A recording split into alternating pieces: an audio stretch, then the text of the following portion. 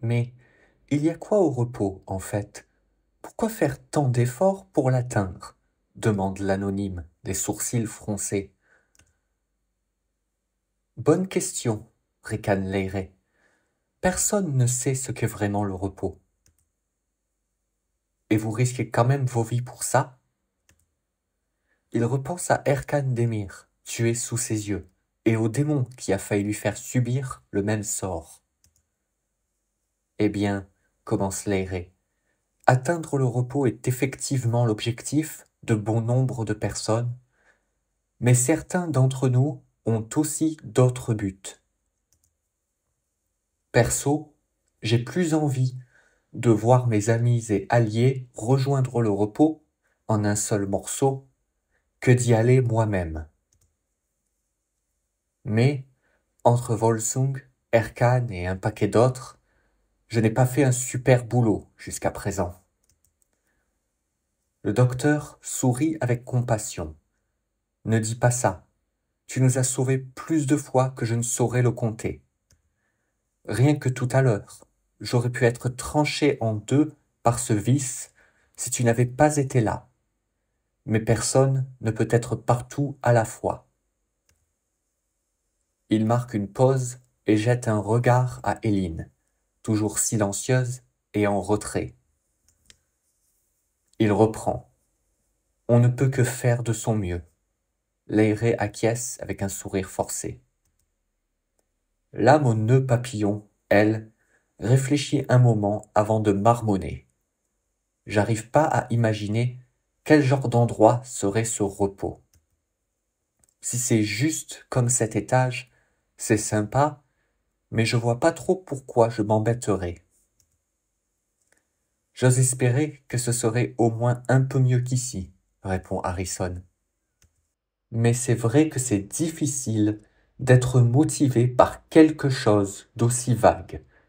C'est pourquoi il peut être bénéfique d'avoir un autre but. Honnêtement, plus t'as de raisons de vouloir survivre, mieux c'est. C'est important de garder de l'espoir, commente Leire. Ouais, mais je vois pas trop ce que je pourrais vouloir d'autre non plus.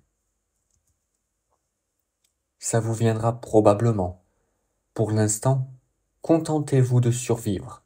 C'est le plus important, ajoute le docteur. L'anonyme hoche la tête, puis redirige son intérêt vers les nombreuses peintures du couloir. Pendant ce temps, ses deux interlocuteurs se tournent vers Éline et essaient de lui parler de divers sujets. Ils parviennent finalement à lui faire murmurer quelques mots lorsqu'Harrison mentionne ses dernières trouvailles dans la salle de jeu. Je l'ai lu, celui-là. Il n'était pas très. Mais elle se tait quand elle voit Mélissa, qui arrive de ses quartiers.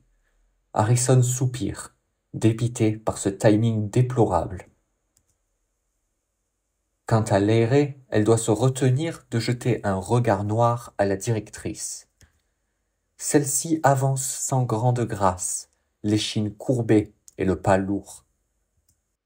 Mais lorsqu'elle remarque, à son tour, ses subalternes dans le corridor d'opale, son attitude change du tout au tout. Sa posture se raidit, son regard se redresse, sa démarche se fait digne et elle prend aussitôt la parole. Vous, vous avez fini la visite? Sa voix, légèrement érayée sur le premier mot, regagne rapidement son ton habituel. Ses interlocuteurs n'y prêtent pas attention. Éline note bien les quelques gouttes argentées qui coulent de ses doigts. Mais elle ne dit rien, elle reste en retrait, tandis qu'Harrison s'adresse à la directrice. En effet, nous avons terminé il y a un petit moment déjà. Et votre rapport, s'est-il bien passé? Mélissa hoche vaguement la tête et glisse ses mains derrière son dos. Elle détourne son regard vers l'anonyme, qui observe toujours les tableaux. Cette fois, l'objet de son intérêt dépeint une dame drapée d'or et de blanc.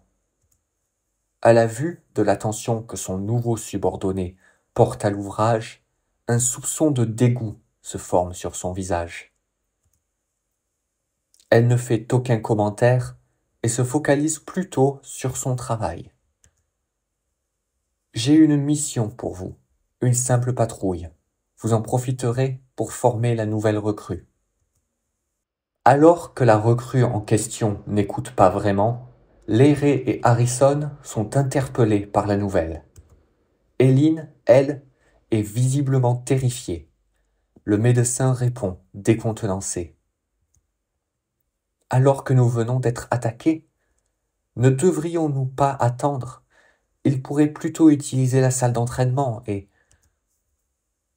La directrice l'interrompt d'un signe de la main, avant d'affirmer sa pensée. C'est justement parce que nous avons subi une attaque que nous devons confirmer la sûreté du territoire. Empêcher un autre assaut de ce genre en chassant les vices avant qu'ils ne se renforcent. J'ai été trop passive depuis mon arrivée. Nous protégeons la porte, mais ça ne veut pas dire que nous devons attendre l'ennemi. Les deux vétérans ne trouvent rien à réfuter. En effet, il y a eu moins de patrouilles depuis la mort de Volsung. Et c'est probablement pourquoi une invasion comme celle qu'ils viennent d'essuyer a pu se préparer sans qu'ils ne remarquent rien. Je pense qu'au moins Eileen devrait être exemptée de cette mission, interjette Leray. Melissa déplace son regard vers la concernée. Celle-ci, tremblante, ne parvient pas à le soutenir et baisse les yeux. Après quelques longues secondes, le silence est rompu. Très bien, Eileen Holt ne participera pas.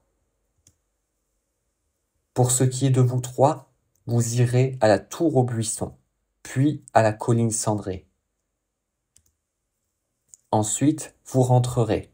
Éliminez tout vice que vous croisez. En cas de démons inférieurs, évaluez la situation et agissez en conséquence.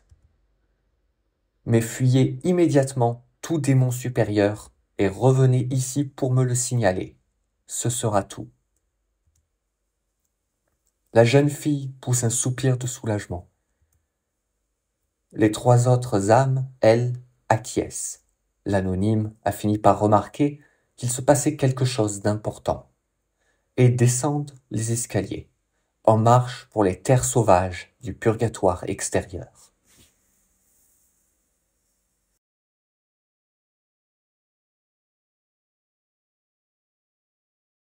Mais il y a quoi au repos en fait? Pourquoi faire tant d'efforts pour l'atteindre? Demande l'anonyme, les sourcils froncés. Bonne question, ricane Leray. Personne ne sait ce qu'est vraiment le repos. Et vous risquez quand même vos vies pour ça?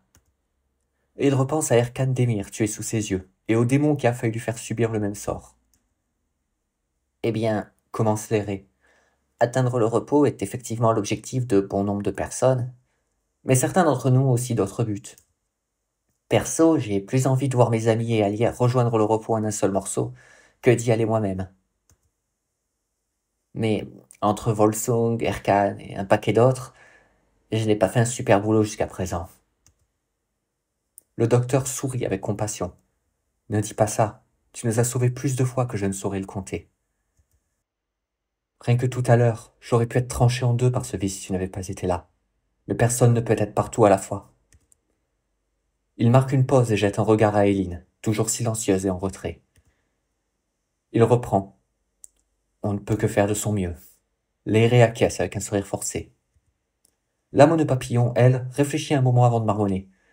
J'arrive pas à imaginer quel genre d'endroit serait ce repos. Si c'est juste comme cet étage, c'est sympa, mais je vois pas trop pourquoi je m'embêterais. J'ose espérer que ce serait au moins un peu mieux qu'ici, répond Harrison. Mais c'est vrai que c'est difficile d'être motivé par quelque chose d'aussi vague. C'est pourquoi il peut être bénéfique d'avoir un autre but. Honnêtement, plus t'as de raisons de vouloir survivre, mieux c'est. C'est important de garder de l'espoir, commente Leray. Ouais, mais je vois pas trop ce que je pourrais vouloir d'autre non plus. Ça vous viendra probablement. Pour l'instant, contentez-vous de survivre, c'est le plus important, ajoute le docteur. L'anonyme hoche la tête, puis redirige son intérêt vers les nombreuses peintures du couloir. Pendant ce temps, ses deux interlocuteurs se tournent vers Eileen et essaient de lui parler de divers sujets. Ils parviennent finalement à lui faire murmurer quelques mots lorsqu'Harrison mentionne ses dernières trouvailles dans la salle de jeu. Je l'ai lu, celui-là. Il n'était pas très... Mais elle se tait quand elle voit Melissa, qui arrive de ses quartiers. Harrison soupire, dépité par ce timing déplorable. Quant à l'aérée, elle doit se retenir de jeter un regard noir à la directrice. Celle-ci avance sans grande grâce, l'échine courbée, le pas lourd. Mais lorsqu'elle remarque, à son tour, ses subalternes dans le corridor d'Opale, son attitude change du tout au tout. Sa posture se raidit, son regard se redresse, sa démarche se fait digne, et elle prend aussitôt la parole. Vous, vous avez fini la visite? Sa voix, légèrement érayée sur le premier mot, regagne rapidement son ton habituel. Ses interlocuteurs n'y prêtent pas attention. Eileen note bien les quelques gouttes argentées qui coulent de ses doigts. Mais elle ne dit rien, elle reste en retrait tandis qu'Harrison s'adresse à la directrice. En effet, nous avons terminé il y a un petit moment déjà. Et votre rapport s'est-il bien passé? Melissa hoche vaguement la tête et glisse ses mains derrière son dos. Elle détourne son regard vers l'anonyme, qui observe toujours les tableaux. Cette fois, l'objet de son intérêt dépeint une dame drapée d'or et de blanc. À la vue de l'attention que son nouveau subordonné porte à l'ouvrage, un soupçon de dégoût se forme sur son visage. Elle ne fait aucun commentaire et se focalise plutôt sur son travail. J'ai une mission pour vous, une simple patrouille. Vous en profiterez pour former la nouvelle recrue. Alors que la recrue en question n'écoute pas vraiment, Leray et Harrison sont interpellés par la nouvelle. Eileen, elle, est visiblement terrifiée. Le médecin répond, décontenancé. Alors que nous venons d'être attaqués, ne devrions-nous pas attendre?